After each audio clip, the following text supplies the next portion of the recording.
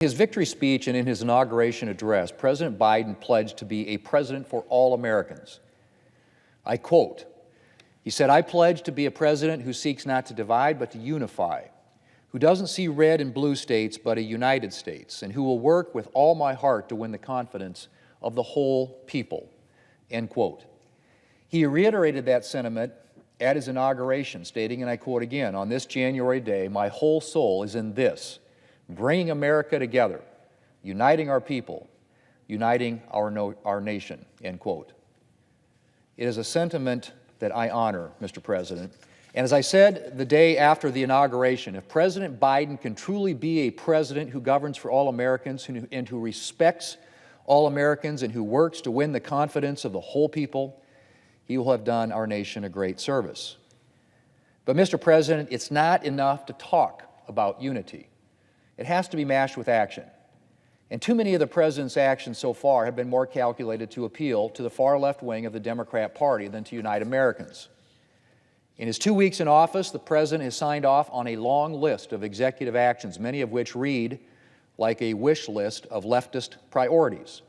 In a nod to the far left environmental wing of the Democrat Party, the President has issued a moratorium on new oil and gas leasing on federal lands and called a halt to the Keystone XL pipeline, even though we're a long way from significantly reducing or eliminating our need for oil and natural gas. Domestic oil and gas production is essential to maintaining an affordable and reliable energy supply here at home.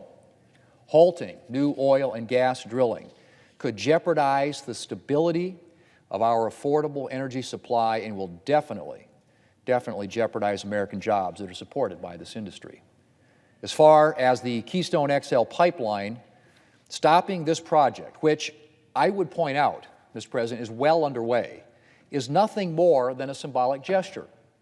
America will still need reliable sources of oil, and a modern pipeline is a cleaner way to transport it.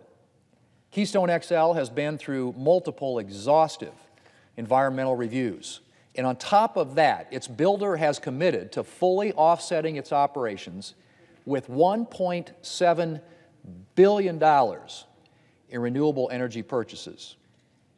The oil trains, trucks, and other pipelines still moving crude oil today aren't doing that. In fact, Canadian Prime Minister Justin Trudeau, a staunch liberal, included the pipeline in Canada's clean energy plan. It's also worth noting that in addition to eliminating an environmentally responsible means of transporting oil, canceling the pipeline project will cost thousands of jobs, which is particularly unfortunate given the many jobs, I should say, that have been lost during this pandemic. On day one of his presidency, President Biden effectively fired 2,000 pipeline workers and told another 9,000 never to show up. Then, of course, there's the President's order halting construction of the border wall on our southern border. The Biden administration has plans for sweeping immigration reform, but does not seem to be placing much of an emphasis on border security. Instead, they've reduced the wall to a symbol of the Trump administration and chosen to satisfy immigration activists by halting construction without offering adequate alternate ways to secure our borders against a flood of illegal immigration or drug and human trafficking and other criminal activity. Then, of course, there's the President's decision to overturn the Mexico City policy, which prevents taxpayer dollars from being used to fund abortions in other countries. Mr. President, the majority of Americans do not believe in unrestricted abortion. And a new poll released last month showed that a majority of Americans do not want their tax dollars going to fund abortions. Yet the President has acted to ensure that American tax dollars can go to fund overseas abortions, whether Americans want them to or not. In addition, this administration has given every sign that it intends to pursue a radically pro-abortion agenda that is out of step with the views of the majority of Americans. Mr. President, last week the New York Times published an editorial urging the President to slow down the executive orders and to embrace policymaking. The Times correctly pointed out that permanent legislation on issues like immigration is better for the country than wild policy shifts between administrations. And the Times urged the President to focus less on executive orders and more on legislating. The editorial noted the President's pledge to seek unity and that on the campaign trail he, quote, often touted his skill at finding compromise and his decades as a legislator as reasons to elect him over Mr. Trump, end quote. Mr. President, now is the time for the President to show that he does really mean to live up to his inaugural pledge and to unify our nation. And that means not just talk, but action. It means working with lawmakers of both parties to develop legislation, not pushing exclusively Democrat measures.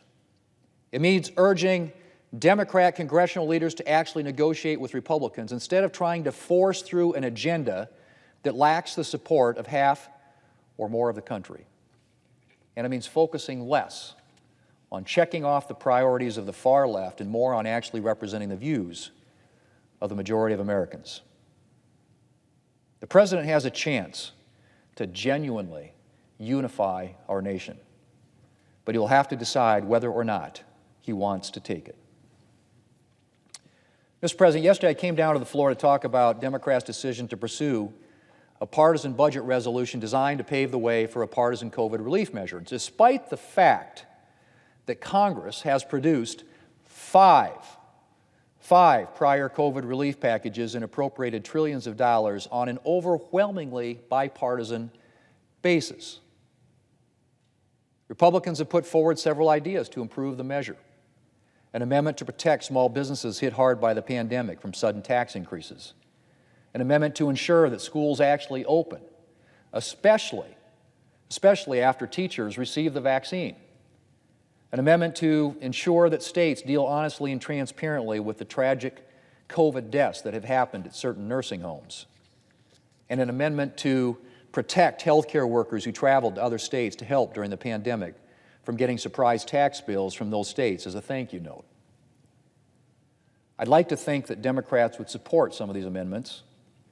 My amendment to protect healthcare workers is based on legislation I advanced that has received strong bipartisan support, although it has been opposed by a handful of states, like the Democrat leaders that aggressively tax mobile workers.